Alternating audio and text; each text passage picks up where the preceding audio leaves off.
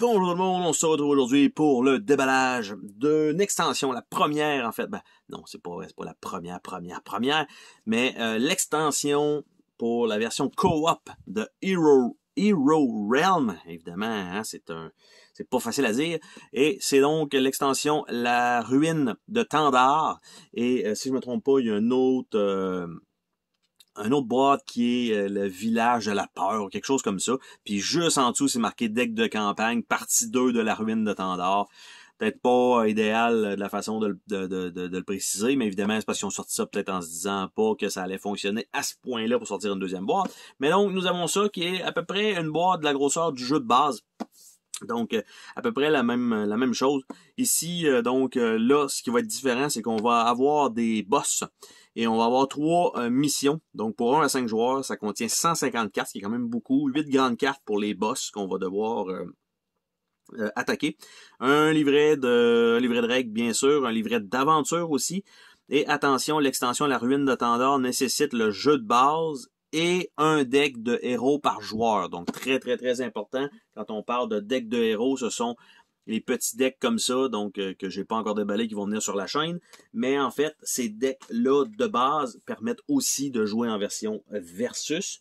Donc, au lieu d'avoir le même deck initial, vous allez avoir...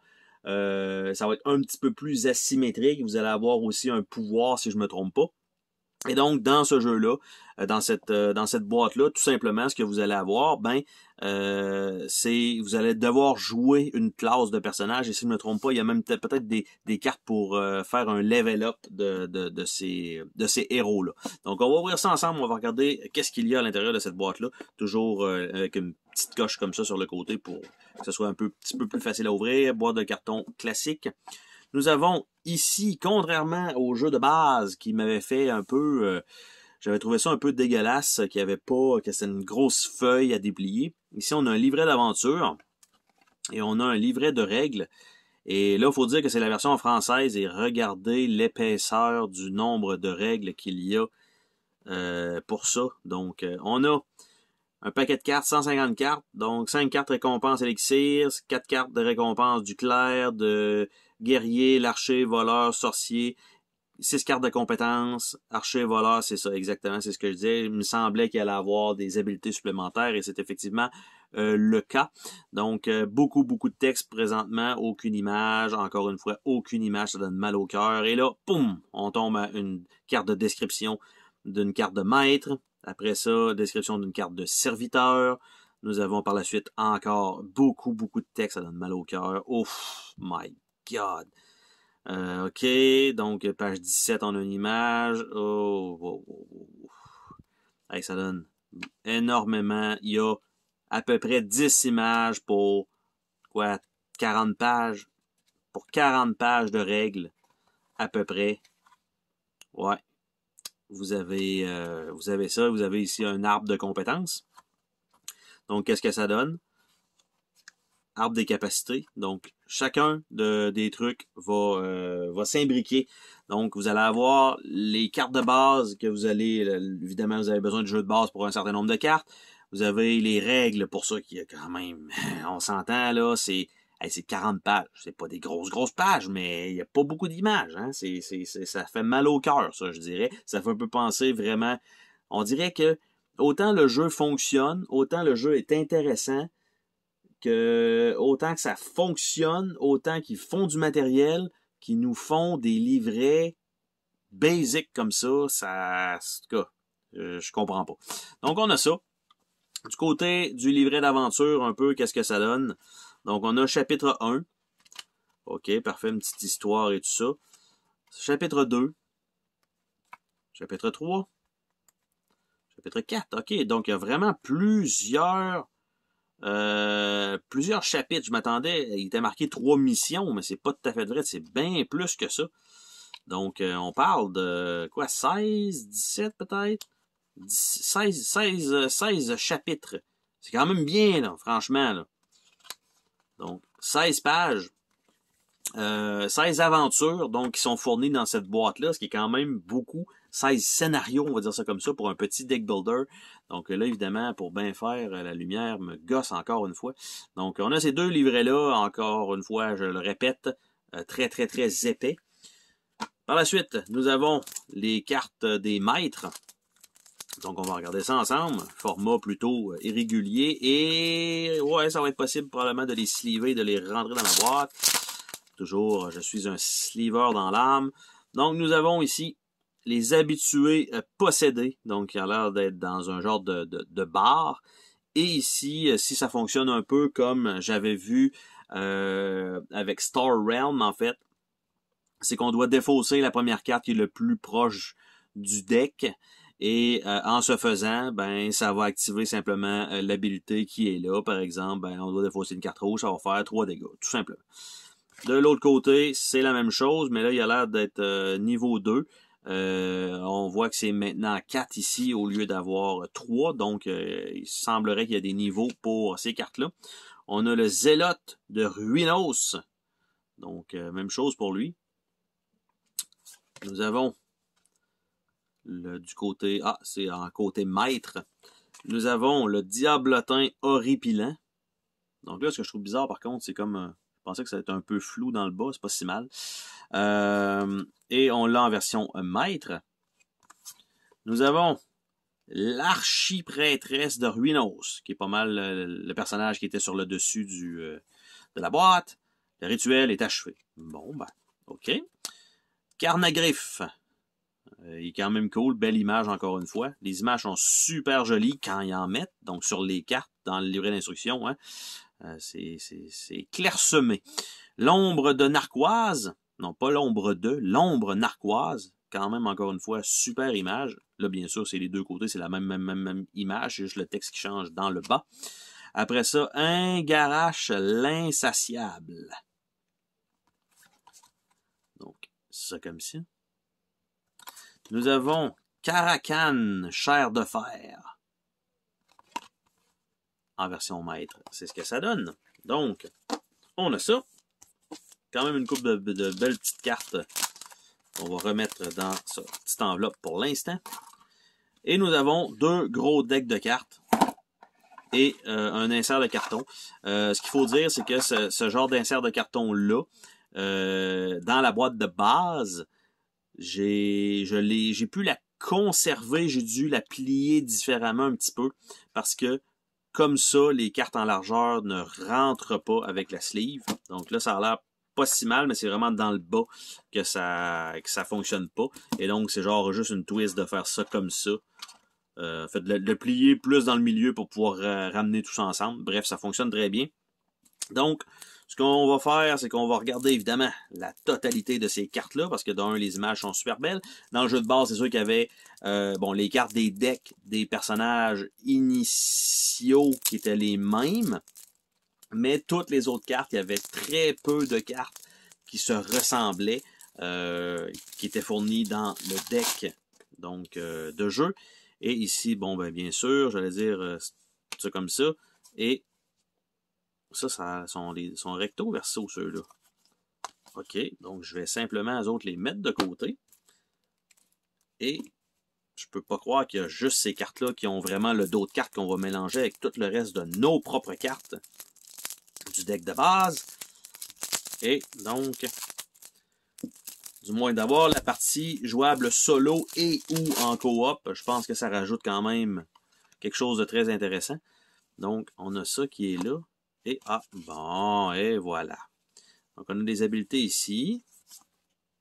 On a un paquet de cartes là, et voilà. Donc, tout ça, ça va aller ensemble avec ça, c'est sûr et certain. Donc, nous avons le fidèle vétéran, un champion.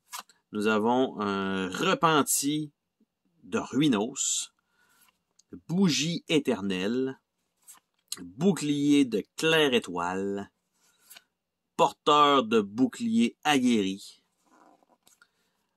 hache à double tranchant, donc objet guerrier. Donc on voit que ça va aller à ce personnage-là probablement. Faucille, lance tranchante, flèche noire affûtée, arbalète légère, serpent de compagnie, carquois sans fond, couteau de lancer effilé, dague sacrificielle, garrot enchanté, ceinture à couteau, bâton ardent, bâton serpentin, amulette du crâne d'argent, quand même super bien fait, baguette des arcanes, après ça, disciple de Ruinos, j'allais dire en plusieurs couleurs, mais ben oui, en fait c'est la même chose, la même habilité, mais en vert, en jaune, en bleu. Après ça, homme de main de Ruinos, la même chose, exactement les mêmes stats, avec 3 couleurs cette fois. Pas de... C'est quoi l'autre couleur? Bleu? Il n'y a pas de bleu. OK. Diablotin mordeur. Il y en a 4. Est-ce qu'il me manquerait une carte? Est-ce que vous pensez qu'il me manquerait une carte? Là, présentement, j'ai juste 3 hommes de main, mais j'ai pas de bleu. J'ai pas de... Bref, on va continuer. Après ça, éclaireur tournoyant.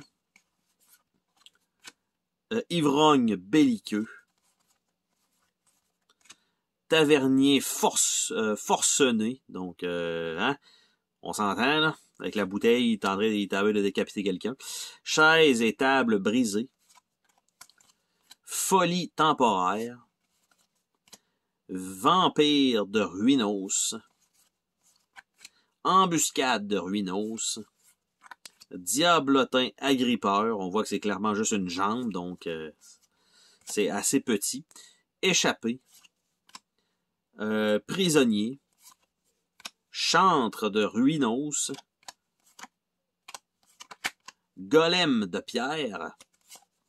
Ou de Jean, si on veut. Pentagramme de feu. Zélote de Ruinos. Diablotin horripilant.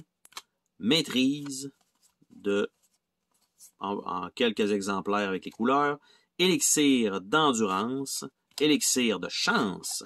Élixir de concentration. Élixir de force. Élixir de sagesse. Acier de caracane. Dents d'ingarache. Épine de carnagriffe. Pierre de l'ombre narquoise. Ça, c'est probablement quand on bute les boss, on a accès à avoir ces cartes-là. Donc, ça comme ça. Et je lance ça comme ça, je pense que ça doit être ça. Nous avons ici les cartes à côté. Donc, guerrière, santé supplémentaire, plus 18, plus 9. Donc, on a deux options. Plus 16 et probablement plus 8. Plus 4, plus 7, plus 12, plus 6, plus 10 et plus 5. Donc, ça comme ça, ça va aller de ce côté-ci. Et les cartes ici, donc, on a par exemple Pistage irréprochable qui est une compétence de l'archer. Et est-ce que c'est la même chose des deux côtés? En fait, c'est juste, je vais dire gars ou fille, mais c'est la même carte, la même chose. Elle coûte 2, celle-là. Même chose, OK. Pistage implaçable, pistage instinctif, pistage minutieux, pistage rapide, pisté, tir triple. C'est quand même bon, ça, tir triple. Et là, ce que vous voyez, c'est que ça, c'est les compétences, c'est avec un... Il faut le terme les taper, mais les rotationner ou leur faire une rotation de 90 pour dire que ça a été utilisé. Tandis que les capacités, c'est une fois par partie. On doit les défausser, en fait, les détruire pour faire l'habilité.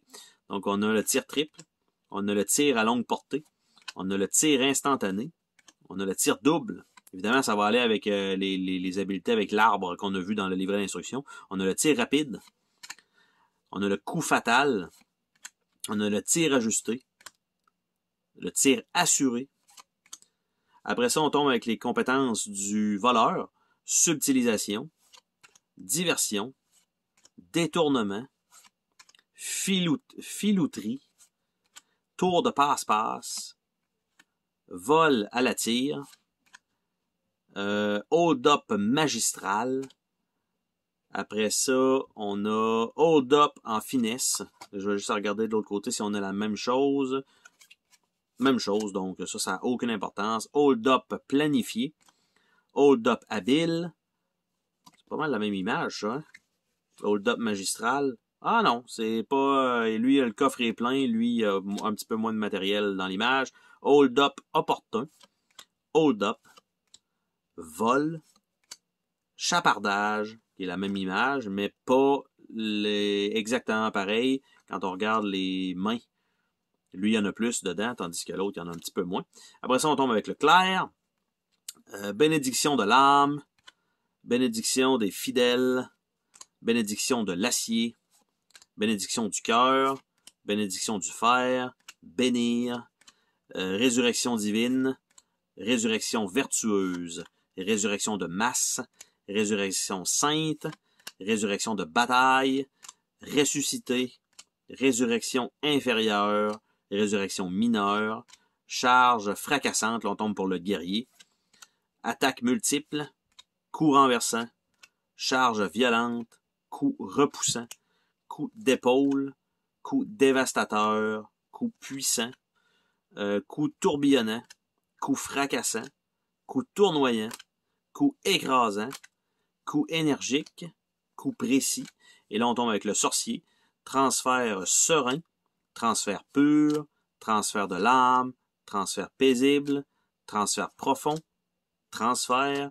Boule de feu fulgurante. Boule de feu explosive. Boule de feu submergente. Boule de feu ardente. Boule de feu tournoyante. Boule de feu. Souffle de feu. Et flamme jaillissante. Donc, c'est la totalité des cartes fournies dans cette extension. Donc, on sait qu'on va avoir besoin du jeu de base, clairement, pour avoir le deck de base. Nous allons avoir les ennemis qui vont s'ajouter au travers de tout ça. Nous avons les boss qui vont être à vaincre. On a quand même un livret d'aventure qui est fourni. Et on a également le livret de règles qui est quand même assez pesant et qu'il y a quand même 40 pages, si je me trompe pas, c'est énorme avec très peu d'images. Mais somme toute, c'est l'extension co-op ou /solo, la ruine de Tandar pour Hero Realm. Sur ça, on se dit à la prochaine pour une autre vidéo. Salut tout le monde!